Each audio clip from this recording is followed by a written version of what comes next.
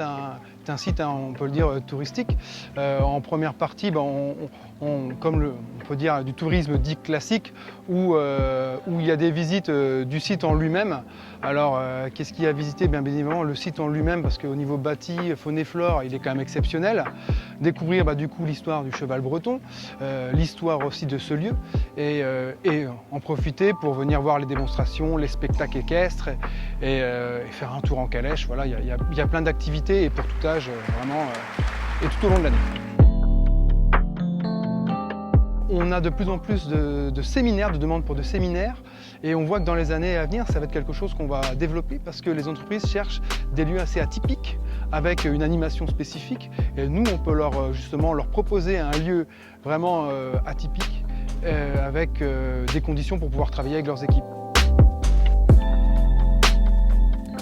Le Haras de Lamballe est connu pour ses concours équestres, avec sa qualité de carrière, et c'est vrai que tout au long de l'année on a des concours, et notamment au niveau du printemps où on a les concours les CSO, hein, les concours de saut d'obstacles sur les jeunes chevaux qui seront du coup les futures stars de demain.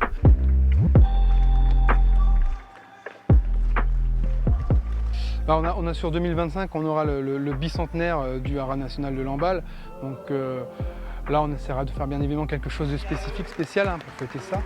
Et on est sur un gros travail en ce moment, c'est de mettre en lumière l'histoire de ce haras, qui est lié aussi avec la transhumance, et de pouvoir faire découvrir ça à tout le monde, parce que c'est quand même l'histoire, au-delà de l'histoire du haras, c'est l'histoire du territoire de Lamballe, et l'histoire même de la Bretagne, parce que c'est un territoire agricole, et avant la machinisation, c'était bien le cheval qui faisait aussi tourner les fermes.